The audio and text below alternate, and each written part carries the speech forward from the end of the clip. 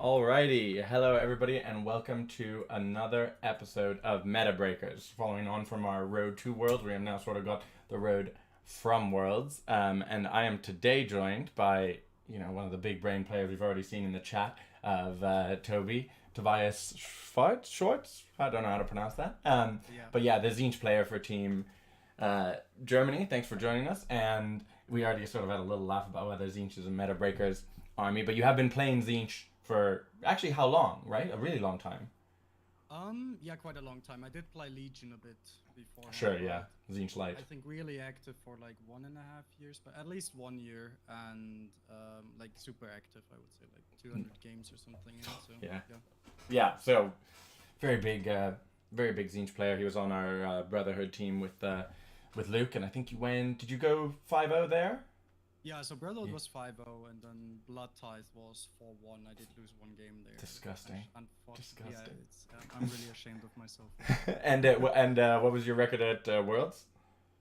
So I only went 4-2. I had two close. I had a close loss against Blades of Corn, and a close loss against Oliver Dempsey from Canada with his Slaves to Darkness. Yeah. Sure, So and those are two bad matchups, anyways, for Tzeentch, right? Yeah. So So I think, ironically, I had no bad matchups like in the whole almost the whole tournament. Yeah. So I had almost no reds, but it's especially Corn is really hard, and the Slaves they can punch through the horrors. Have the 4-up board, so that is it's usually a tough matchup.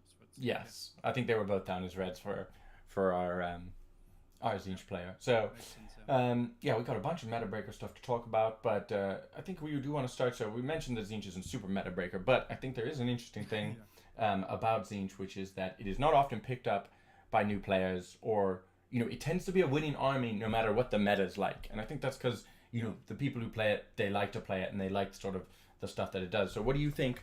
What do you think about, like, what are the tools and cool things about Tzeentch that you like, and maybe why you think that it's mainly for, like, you mainly see more experienced players playing it? Yeah, so basically, to really utilize all the strength of Tzeentch, you do need experience in the game. You do need to, ideally, to have a bit of a micromanagement skills for all your movement, placements, and everything, to really utilize its strength and not just get tabled, or your horrors just get encircled or something. You can't split again, all these things that will make it hard for new players in general. I think to really perform well, you just need to have the basics of the game really down. Sure. Because otherwise, especially like tagging units. Yeah. For example, with the spawns at a really high level, that's like game winning right there. How you split, what you can do, and what. But then basically, if you have all of this down, you have outs for every situation. I said I had basically no red matchups, tough matchups, but not really reds, because I felt like in every matchup, I don't lose. Yeah. If it just goes a certain way, like if I lose all priors, which I did in some, or something extremely fails, like there's always mistakes you do. But I feel like I always have an out. Yeah. So that is why I feel like players who are used to playing it, who have already quite a huge skill, can do really well with the army.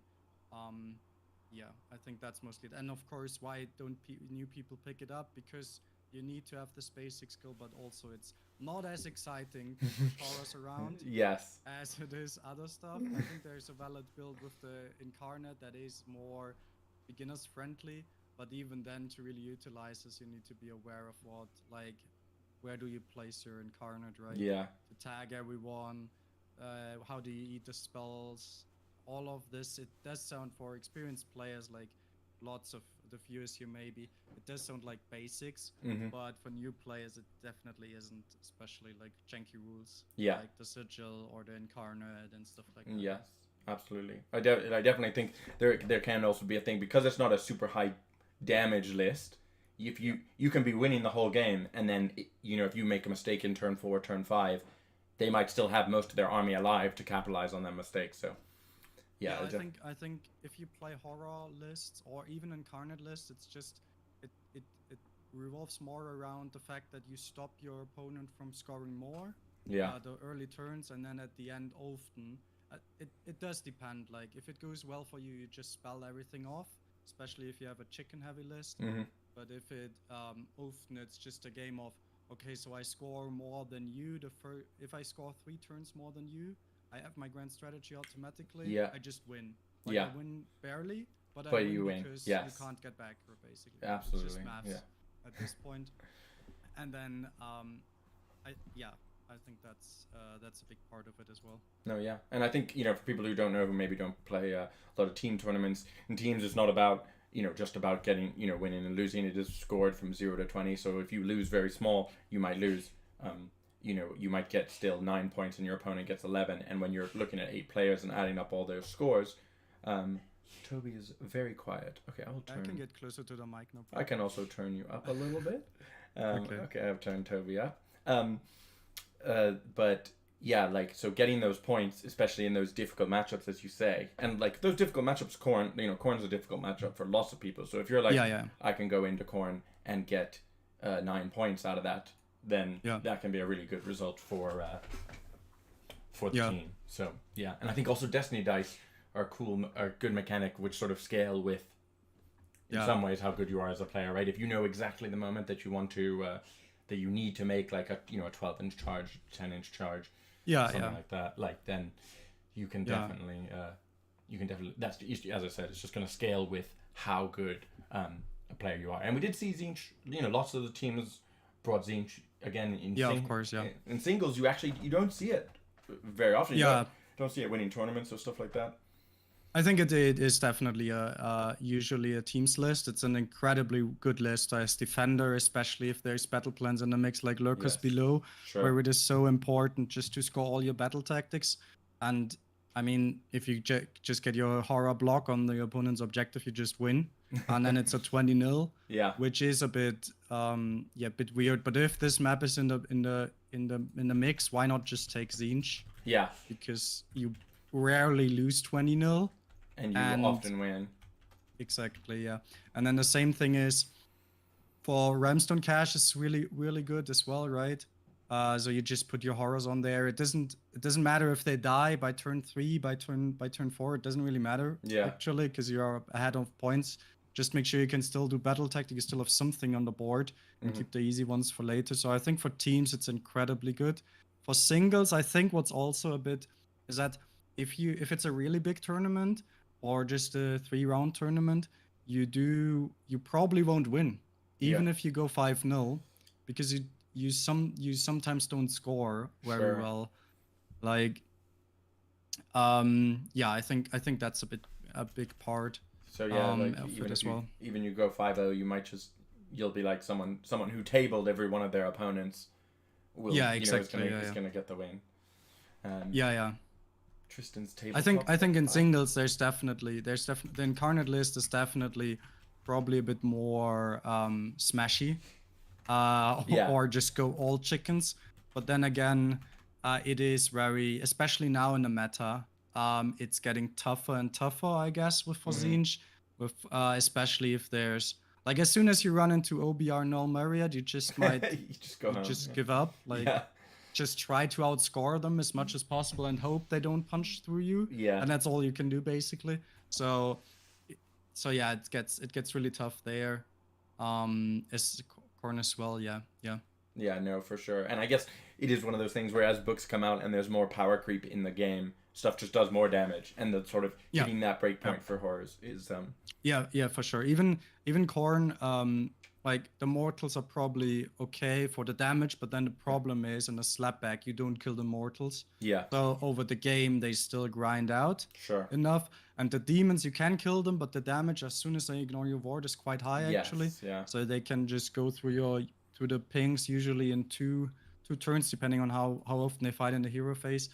So and then of course all the new armies, OBR, especially, right? The Graveguard in Legion of Blood, who hit on 2 unmodified 2s. Doesn't matter for your -1, don't care. gets really tough against these nowadays, I guess. Yeah. But I still think that you can easily go 5-0 even in the current meta with Tzeentch. No, absolutely. I think that's 100% true, and it's sort of always been true. That's one of the things about Tzeentch. I think it always crazy. Has been. Like it's like it. Sometimes it's been better, sometimes it's been worse, but it has always been, again, in the hands of a good, experienced player.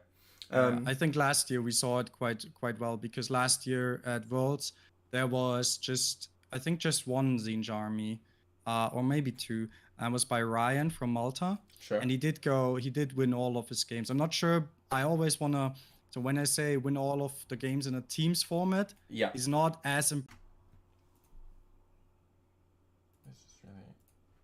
Sorry to everybody trying to watch this. So if you look at the YouTube, can you see?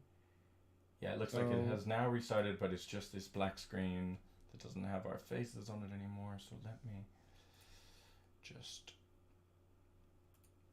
try this again. Discord. Audio works though, I think. Okay, the audio is working. Hello everybody, and I am just going to not bother putting our faces back into their little squares, but instead just put our faces at the bottom here. You are scared. Okay. Alrighty. Apologies everyone for the technical difficulties in this kind of ghetto stream setup with the cameras at the bottom that we've got now, but we are back. Okay, so for anyone who missed Presence of Idols chat, Nidus of Idols, just a bit of drama when Scotland and Germany played and they made up their own battle plan, and I mean everybody had a good time, so no issue there. But yeah, so in Road to Worlds, when we were talking about this before, we did look at welcome back, thanks Colin. We did look at your Patrick's Deepkin list.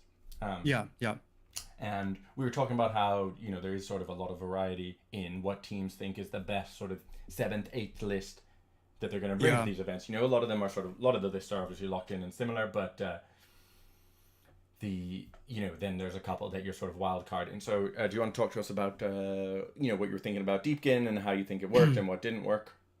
Yeah, so basically we picked the army was mostly because Patrick is one of our one long time really good player. He's been on the World since the first Worlds 2 years ago. Sure. And he always played IDK basically. So he owns 5 IDK armies basically. He gets one painted every year, has 5 Eidolons of the Storm, and so on. So he's a hardcore fish fanatic. But perfect. 5 that's pretty impressive. So yeah, basically if you want to have him, you have the IDK on the team. Sure. We decided we pick him.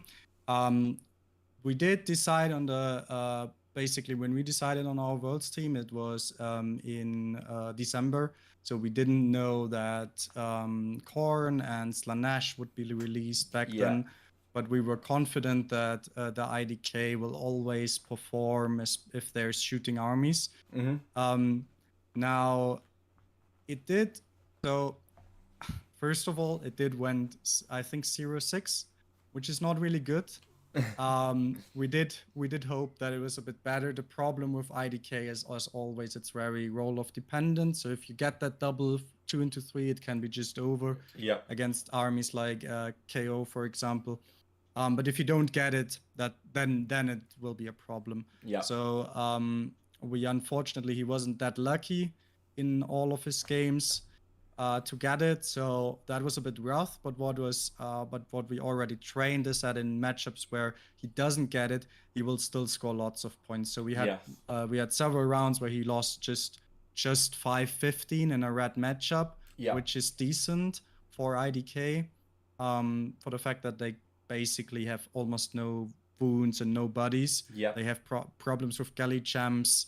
They had a tough grand strategy with the shipwrecks because we didn't want to invest any of our really good grand strategy, like take what's theirs, into an army that just either tables you or doesn't. So that was our thought process.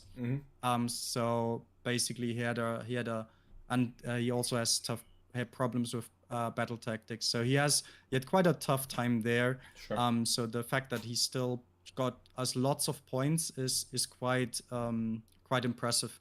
However, having said that, I basically already pointed out all the problems the list has and IDK has.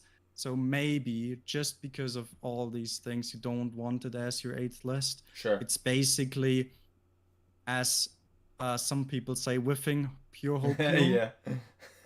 That you just get that double and you just 20-0 the KO, which can happen. But are you gonna do your pairings around that? Yeah, you don't want to sacrifice other good matchups necessarily for it. But if you can get the Deepkin into a matchup that other people don't want to play and it can still get those 5 points, then exactly. So that's what we did. So we had it. We did manage to, which was surprising, but we did manage to get it a lot of times into the Lumineth, of course, with Tactless. And Tactless usually still has an advantage there, but we did have matchups where it went 9-11, like against you, against Scotland. And we got it, I think, 2 times into KO as well, which is fine. No one wants to play against KO, right? So they don't 20-0 the IDK. At least they still, even if it goes south, they still score a point, so that's fine.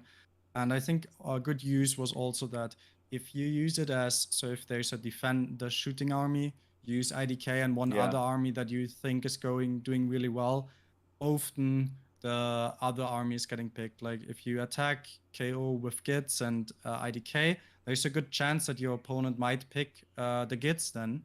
Because IDK is super easy for other armies, right? It's for lots of armies, it feels like a free win. So why would you risk it? But then their good army gets a tough matchup basically, and or you get a green basically because you get like Gits into KO, which you are super happy about as well. So I think, and that I think was a really good use for this for the IDK. Yeah. I think. Having said that, I think if we would put a team together again, the same, we would probably not put IDK on our roster. I think for us definitely it was like if we could have figured out a Khorne and Slaanesh list and figured out a Khorne and Slaanesh player, we would have. But it was close enough that not only would you have to find someone who could switch to it, but also the list wasn't even figured out yet for Khorne and Slaanesh when we were locking list submission. So it wasn't even like, oh, we've seen this net list go 5-0, like someone learn it. It was like you'd have to get someone and be like, okay, learn how Khorne works, write me a list, and to some extent you might have just done worse because for sure. Absolutely. Okay, but you not only have 1 but 2 Metabreakers lists on Team Germany. So you also have Collins, who is the Colin in the chat. This is probably the moment he's been waiting for this whole time. In his Nighthaunt list. So again, another sort of Metabreakers list. Why don't you talk us through why you picked this and how it went? Yeah, so this was the one that ignores Ward, the Quicksilver Dad. Of course, so our thought process into going into this was that there's more and more wards in every army nowadays, basically.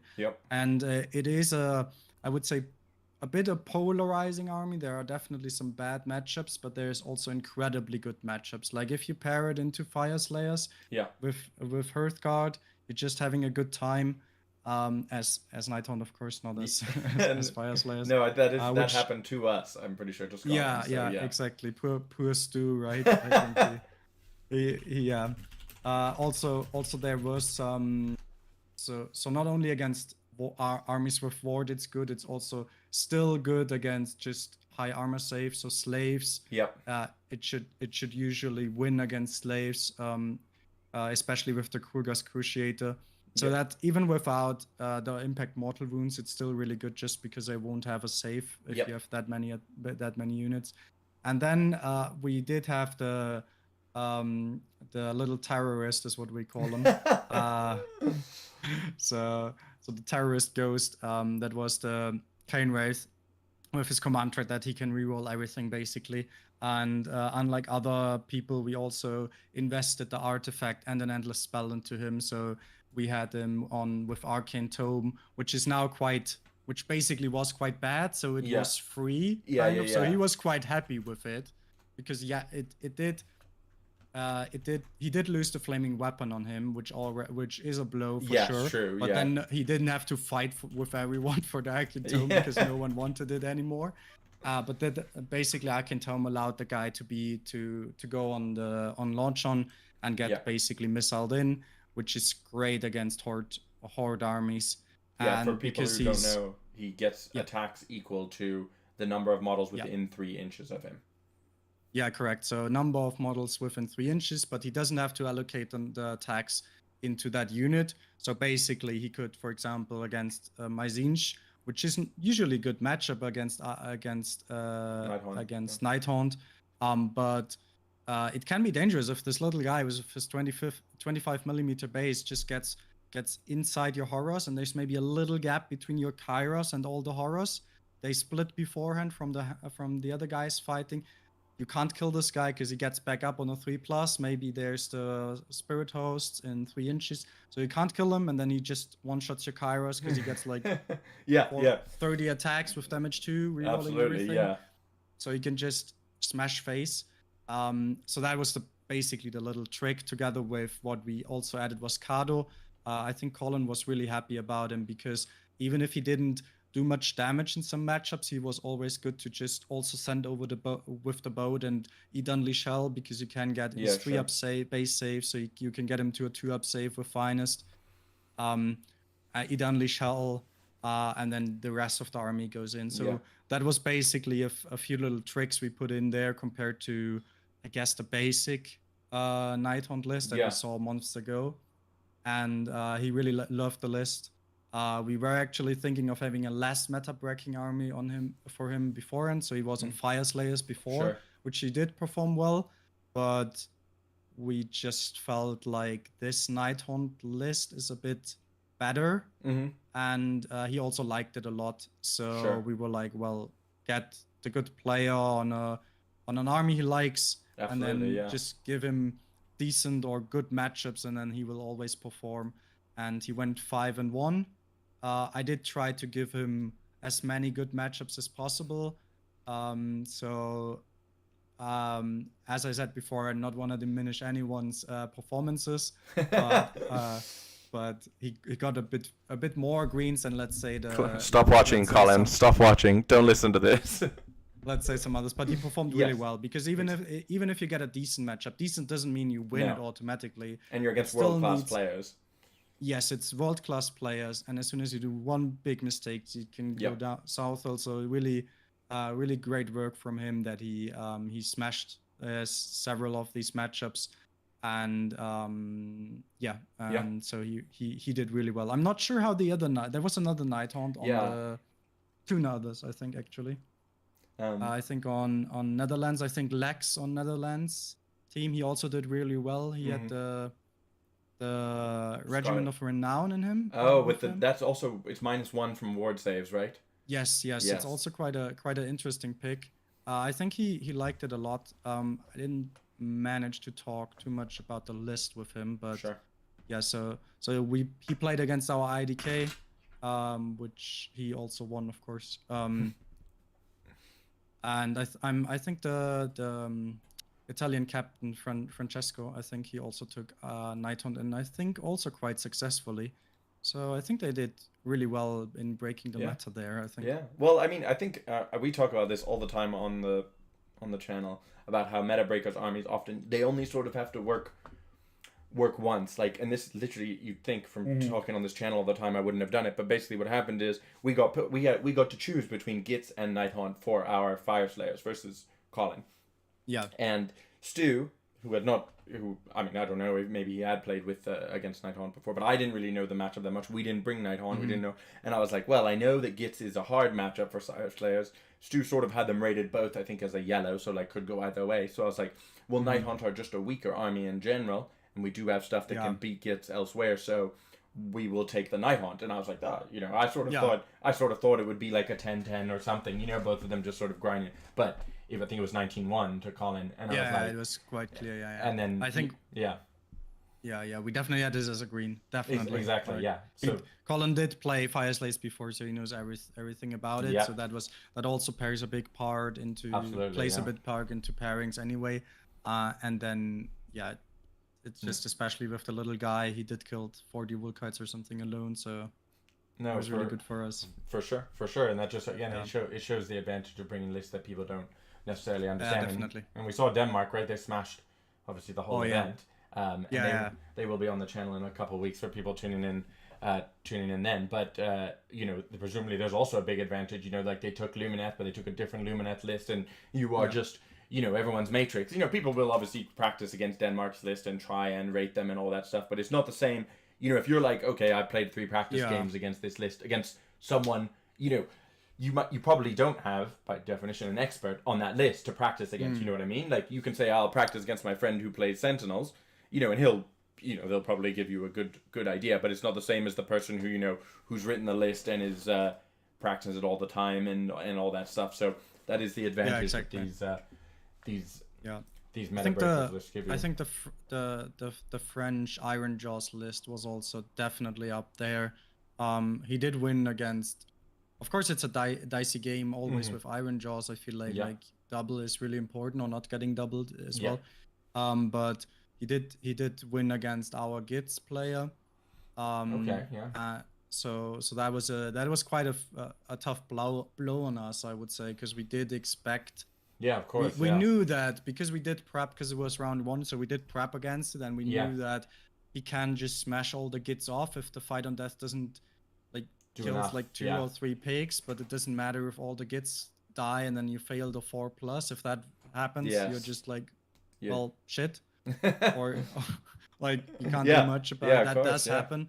But we were. It was still a tough blow that your Gits basically loses to what you expect is the weakest army on the other roster, right? Your winning army loses there. So it's still a hard blow. And I think that's the real benefit of the Metabreaker armies. If that just all the knowledge you basically would have to train against this exact player. Yes, exactly. Several times at least 2 times. Let's say how he plays it, and then you can try to counter the counter basically. But no, absolutely, it's definitely a thing that like. Also, if you're we're talking about sort of your 8th best list, and if you're like, look, and we had a similar thing with the Storm Fiends, which we can talk about in a sec. But if you're like, look, we've got our 8th best list, which is our Iron Jaws, and we can put it into Gits because it has a 50% chance to beat the Gits. If they're just like, if they win that double, they take them off.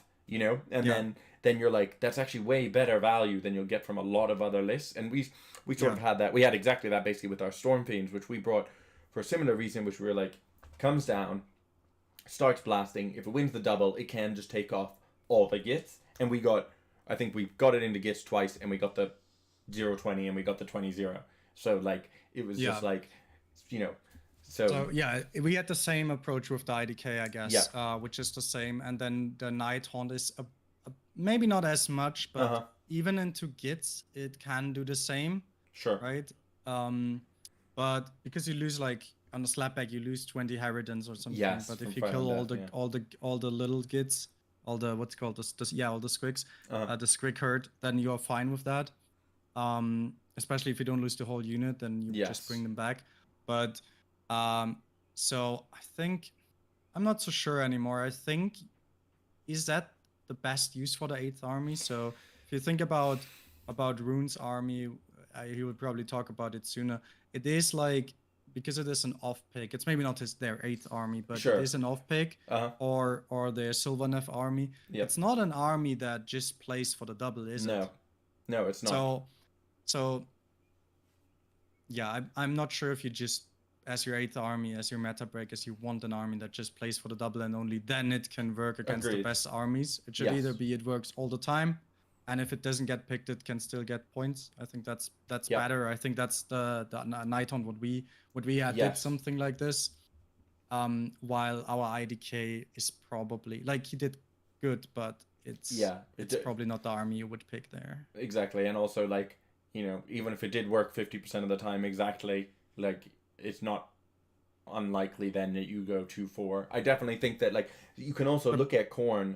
I don't know how it was like across the tournament, but I didn't see Khorne winning big, particularly in a lot of its games. But I did see it winning a fair amount of games, and I think, again, obviously in hindsight it's easier, but like if you, as you say, if you can get a list that's gonna get you 8 points guaranteed out of every matchup, right? And then sometimes we'll also win, then that is definitely that's better. way better. Yeah, that's absolutely. way better. Yeah. Because you can think about it 50% of the time, but what happens if at the tournament the 50% will just never happen? That's what for our IDK went, and you're just losing points at this point. And so if you wanna, I'm a safe player, so even in pairings, I don't wanna bank on that, because then it's basically you just pick all smash armies, you just go all destruction and then smash each other, and whoever wins the double wins. But that's not good in teams, basically, right? Agreed. And no, for sure. I think that's my point for it. And also about Khorne, I think the big difference is that the newer armies, especially like Khorne or something, they have outs. Yes. Which some armies just lack. So Skaven, they do have some minor outs. You could say like Scurry Away or something where you can still score points. But I think the Stormfiend list doesn't have too many outs. It just smashes or it doesn't smash. Exactly, yeah. It doesn't have good battle tactics. It's not mobile, all this stuff. No, I absolutely agree. And I think... So I think the better player you have, the more just give him an army that has outs. That's my opinion. Agreed. Because he will always find a way to win. Yes. A good player. While I guess a player who is fairly new, I guess, to the team, or who's not...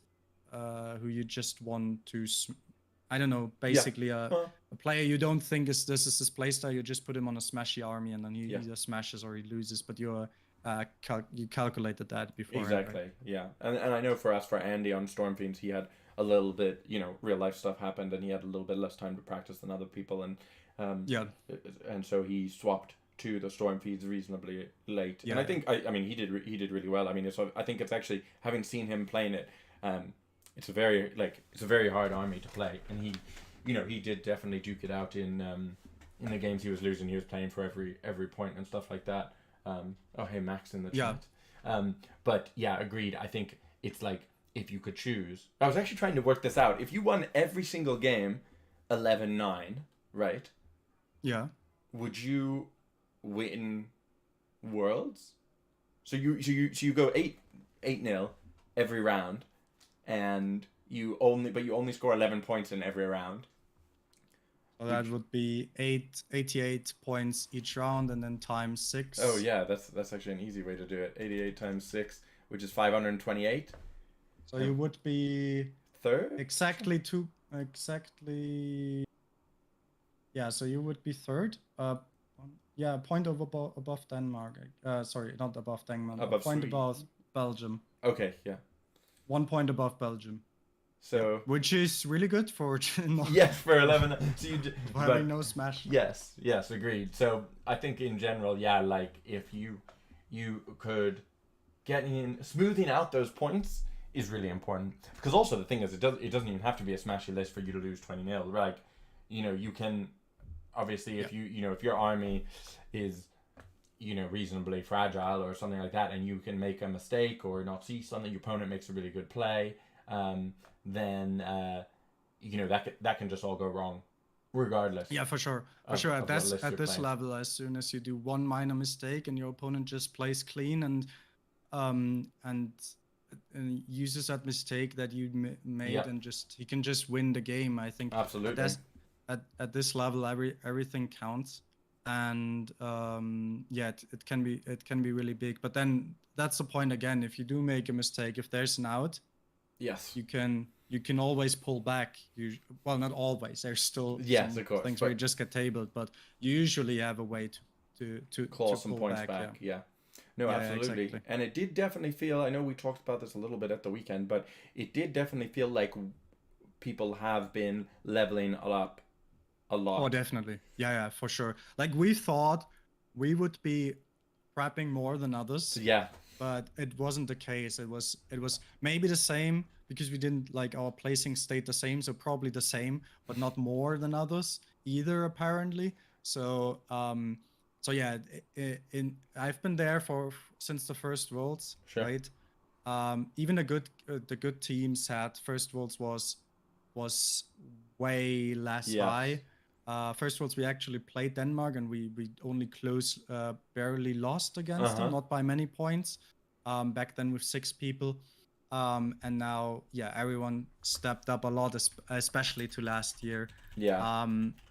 It's really crazy, yes, and so just because you lose, so that probably goes also out to some of my teammates. It's just because you lose some games there doesn't mean you are a bad player at all. Like if you lose against the best of the best, yeah, it still means you're fucking good. Yeah, yeah, absolutely, like, absolutely. Right? So, I think, yeah, it was crazy. I think we're in a similar situation to you where I didn't actually go to. I think this was actually my first Worlds. I've been to 6 Nations, but so it was my first Worlds, and the last team Scotland sent, and this Scotland like traditionally has not really practiced at all. Like, you know, you just sort of bring your list, you want a list, you rock up, you're like, we're going to try not to spoon, blah blah blah. And then this year we were like, look, we're really going to put in the practice. And I think if we'd sent this team back in time 1 year, we would have been, you know, very prepared compared to a lot of teams. Yeah, for sure. Yeah. But then you just, absolutely every team. And I think it was interesting even in like, you saw it even in the pairings where I think lots of the times after the pairings, people were like, I could talk to the other coach and everyone was like, yeah, we agreed.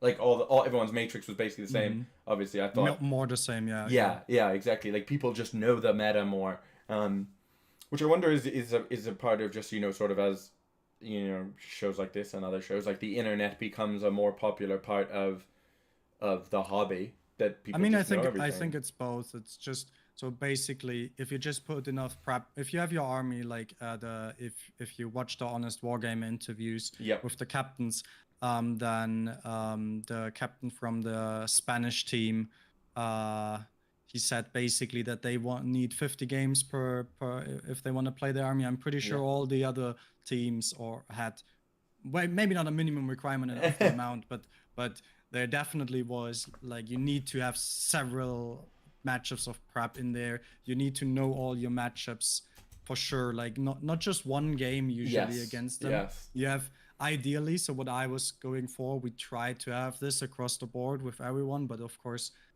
not everyone can spend that much time into the hobby. Like if you have family, it's getting tougher as well, or if you don't play TTS, it's already a bit tougher to set up games. But basically, ideally you would want several games against one certain army. So you would want a game where you lose all priors, or you lose the important priors. You want a game where you win the priors, and you want a normal game, right? Yeah. And then after you've decided, and or maybe your opponent goes aggressive, or he goes defensive. And after you've had all of this, then you discuss again with someone else. So with the person who plays the other army, ideally.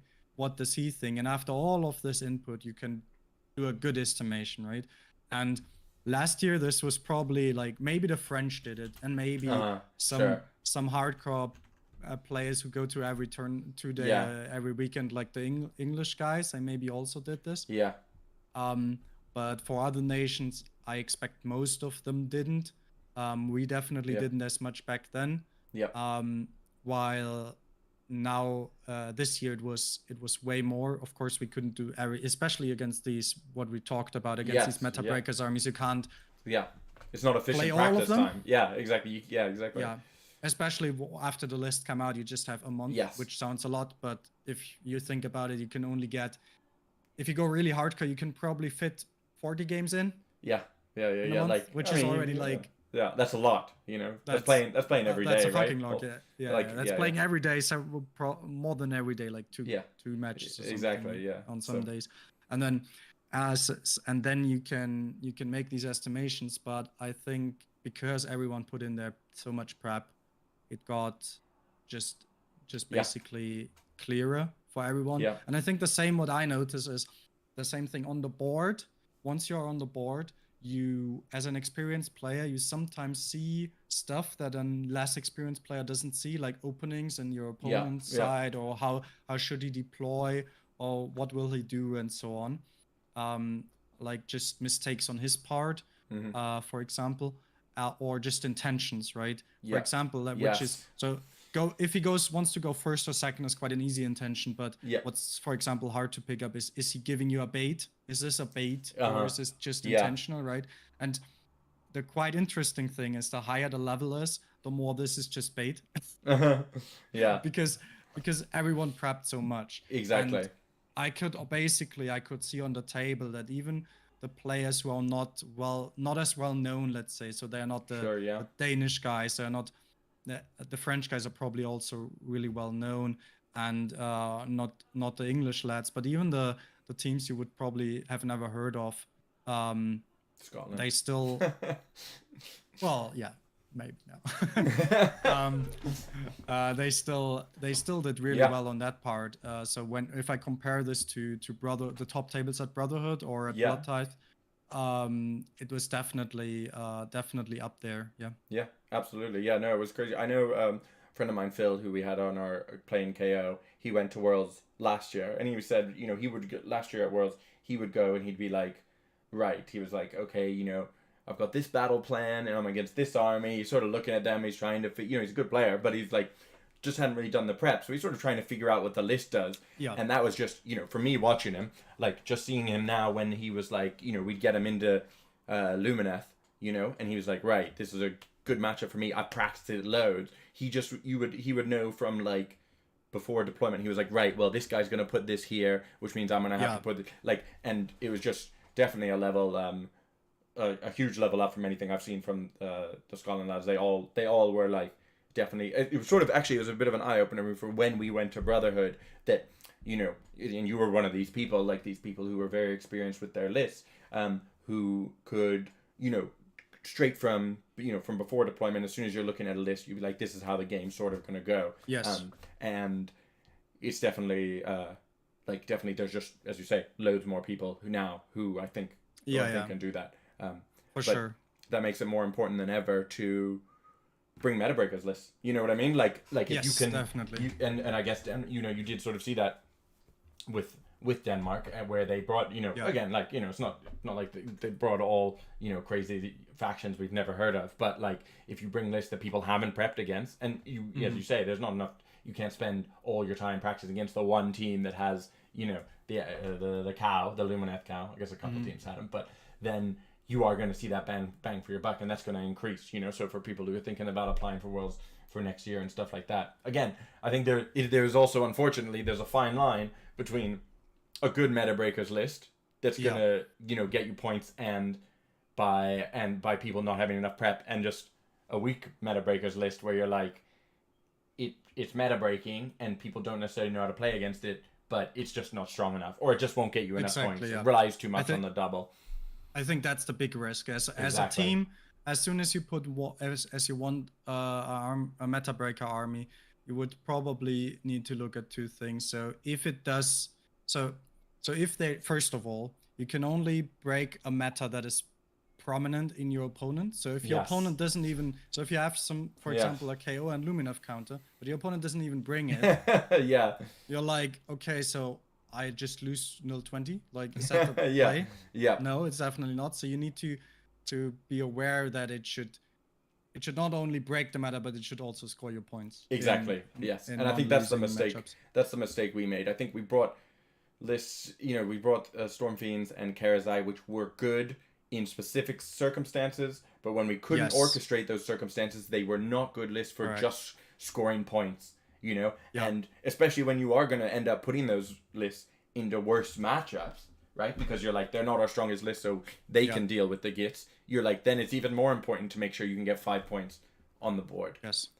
I think then what's also really important is battle plans, but not just you don't want to. The problem is with battle plans, what last year, what everyone was talking about, England, that they pair into battle plans was definitely big. Like, you, of course, you put your gits on lurkers below. Why wouldn't you, right? But I think what we did was also, apparently the Denmark guys is they did their estimations. They did each army on each battle plan of every nation of every list. So basically you end up from going from the 128 lists or what it is to this times 12, because every battle plan is in play, which is a lot. But basically, if you have an army that is so I would say fragile in the pairings perspective, right? You need to give it the greens ideally, right? Exactly. Then you don't want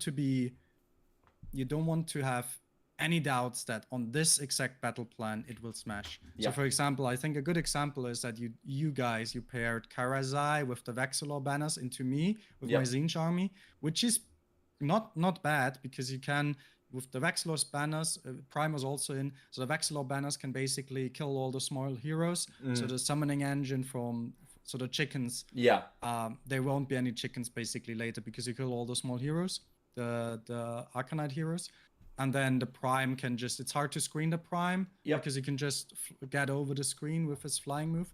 And then Karazite smashes all the horrors, and especially as soon as they are out of support, because you killed the small heroes. The 5-up ward is gone, then Karazai will smash face with them.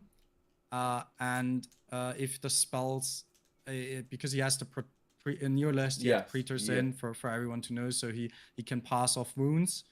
So it's quite hard to kill him easily, because he will always be on a 2-up save usually. So that is basically a good against Tzeentch. But the problem was it was Lurkers below.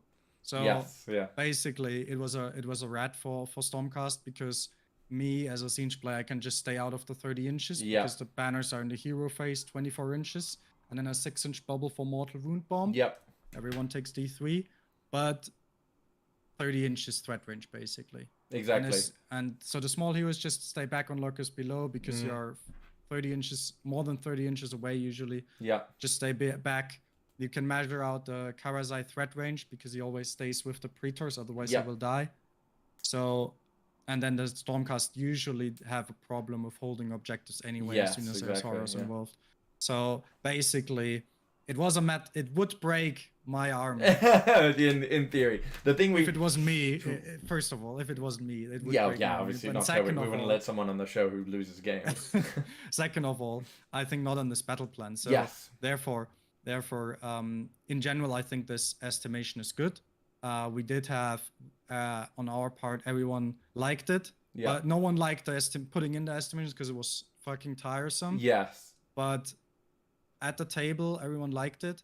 And if you have such an army, it's really important that you don't have to do a table for everyone if you don't want that as a team, especially if you don't go to vaults and you're just your casual, not casual, but competitive team event with your friends or your club. Then you don't have to do this, because you are missing out on practice games usually if you put that much time into this. But I think definitely talk with the people who play these armies. I want to play this battle plan, or I want to play this army but not on this battle plan. Yes, exactly. And I think then it will work out. Looking at, like, for that Karazai matchup, we basically, again, talking about what list you want to bring as your Metabreakers list, we basically we were like, the Karazai list has, unfortunately, it has a small list of battle plans it likes. Realmstone, for example, they're trapped in that box, and a small list of armies. So it would just ended up that because again, people were actually quite prepared in terms of pairings and ratings. It was like you either had to bust it into a red army or not get it on a good battle plan. Like, it was just too skinny. Like, the slice of good games was too small to get it into good stuff. And so I think that's a problem. But if you manage to do that, it can definitely be cutting the big armies basically, and scoring a lot of points or even smashing them. It's just, you need to be precise. I also asked my players, it's not my players, I'm not the captain, but the players I did pairing for, I asked them basically, do you want to have a rather, so if I need to choose, because everyone needs to be aware that in Teams format, yes, you can avoid something, yes, you can decide something, but you can't decide all. Like, it's impossible to decide all. So if I have to decide, do you rather want a good battle plan, or do you want a good better opponent for yourself? Because it's hard to get both. Yes, of course. As a defender, you will always get a bad matchup. Or not a good, at least. And as an attacker, it's hard to be on a good battle plan, because it will always be good for your opponent. So which one do you like? Exactly. And then for us, it was often, so our Metabreakers was always, of course, which is the answer, I want a good opponent. Yeah. In this one, right?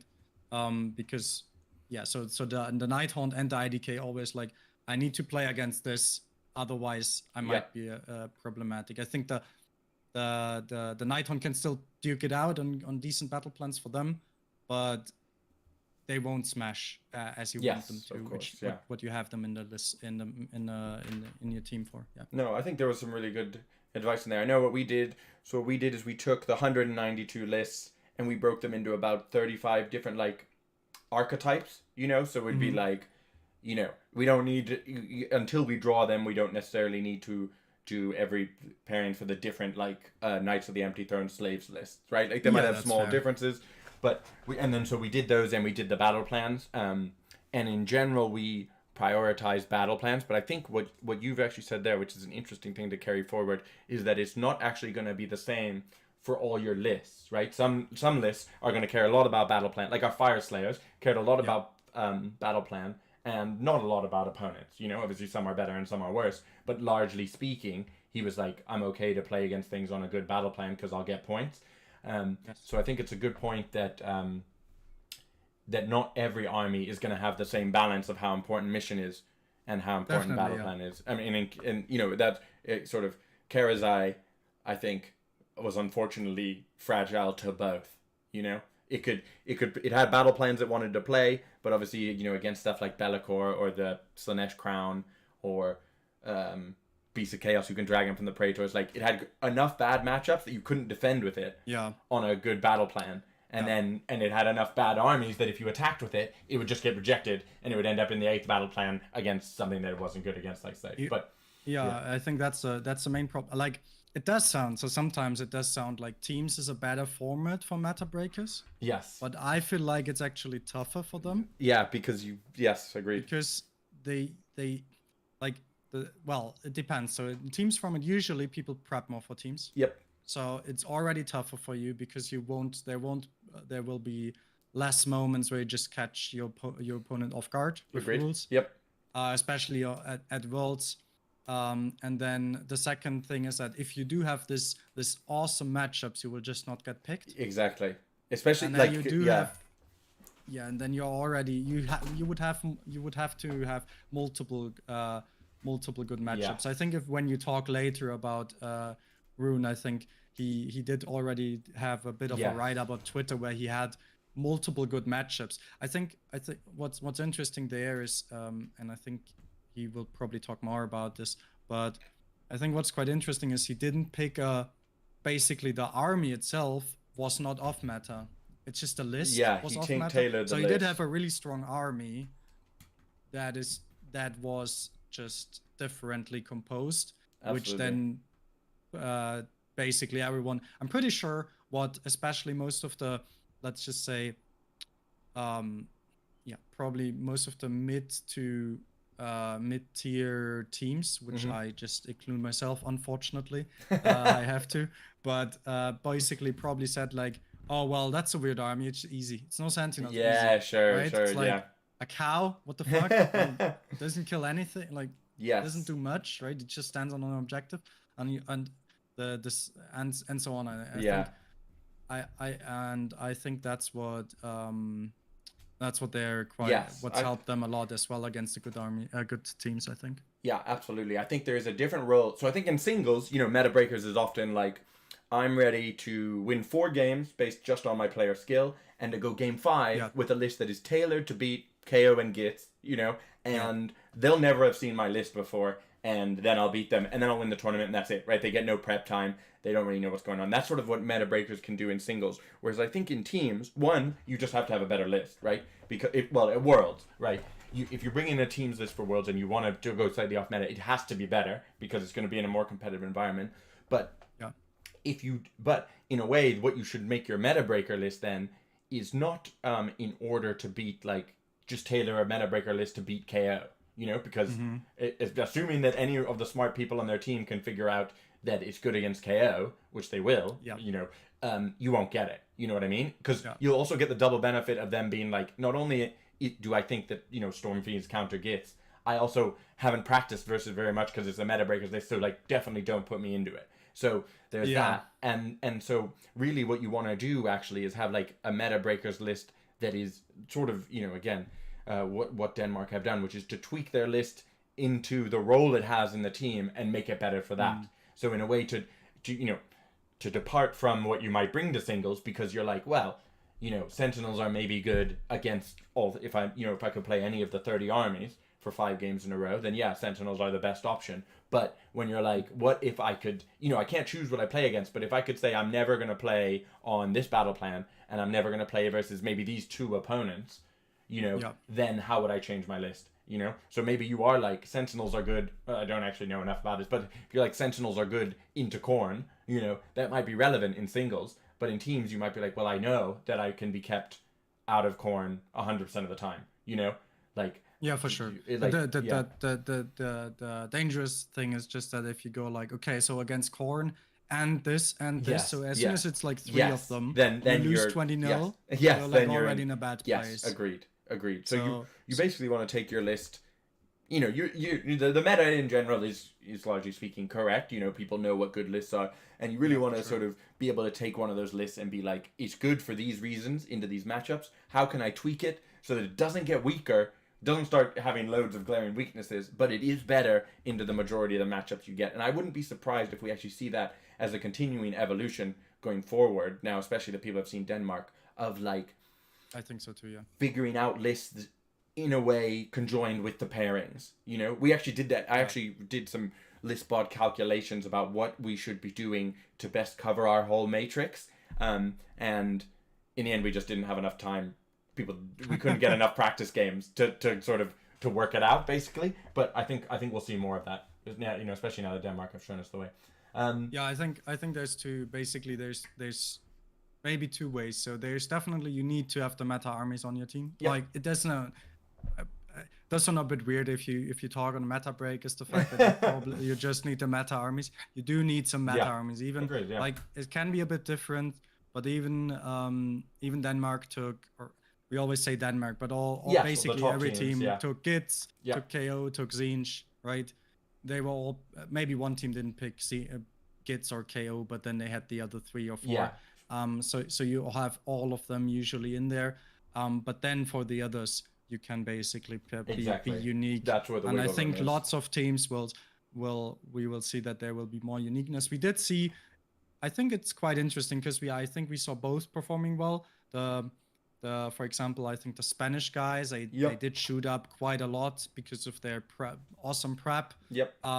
But also they had strong lists, which were lots of them were just relevant in the meta, I would say, right? So they shot up quite a lot because of this. But then again, Denmark also Metabreaker armies and did incredibly well. So I wouldn't tie it down to just one of this, but I think you definitely need to, if you want to be the best, not just the best in the midfield, but the best, you just need something unique. Exactly. I think that's what I was going to say, is just that, like, I think, you know, if you want to get to, you know, towards the top, as you say, top of the midfield, top 10, that sort of thing, then I think it's especially if you're newer team, newer players, whatever, you just pick the 8 best lists from singles and you just prep.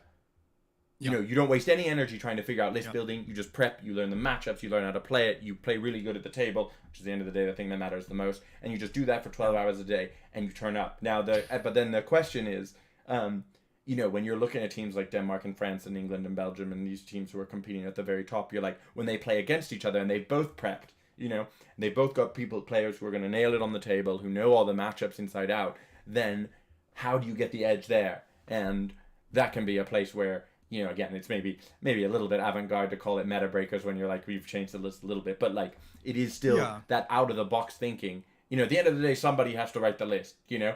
So, you know, why not that be you? It is fair. I think that came a lot up on the Gits list. I think everyone said like, oh, it's the same Gits list, but almost everyone had one little difference. A little one signature. Had 2 Squig bosses, one had a Madcap Shaman, one had a Loon boss, one had a Loon Smasher Fanatics or something, and like, or some had more, like the Netherlands had 24, 36 yes. Like, everyone had it a bit different, witches or more or less points for the triumph, and it was basically a race to the bottom on the, for the triumph. Yeah, there, the 1900 especially points. in the mirrors. Yeah. Yeah, and then or to counter the counter gets basically. Yeah, exactly.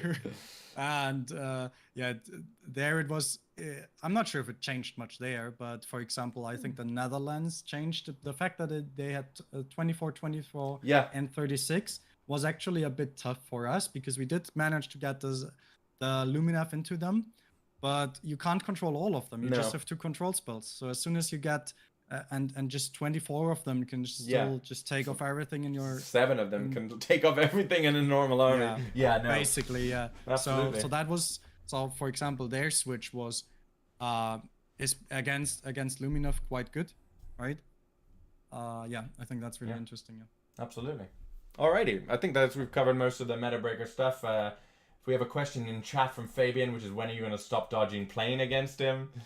I never dodged him. It's Luke doing the pairings, and just want to say that I smashed his exact list as well. So so it would have been even easier if Luke wasn't protecting you, Fabian. That's what Toby is saying. I had KO as a yellow, but I had Fabian as a big green. Well, I think that's a perfect note to end the show on. Thanks a lot, Toby, for coming on. You got a lot of really interesting stuff to say, and well done to Team Germany. You finished. It was 12th in the end. I wish it was 12th. It was 14th. 14th, but you did have. But it was. Sorry. I was just gonna say you had the hardest strength of schedule in teams from 10 to 20. Yeah, so basically outside of I think up to place 8th, I think we had the hardest strength of schedule because we did play France, for example. Did score quite a bit of points there as well, but and we basically ended up the same placing as last year. So last year was 12 out of 22. This year is 14 out of 24. But in a much harder field, and also you did it all while being a real pleasurable bunch of gents to play against. We had a great time in our round against you. But yeah, thanks everyone for tuning in. Make sure you like and subscribe. In a couple of weeks, we'll be talking to Denmark, who see if they have anything good to say. Thanks again, and I will catch all you guys later.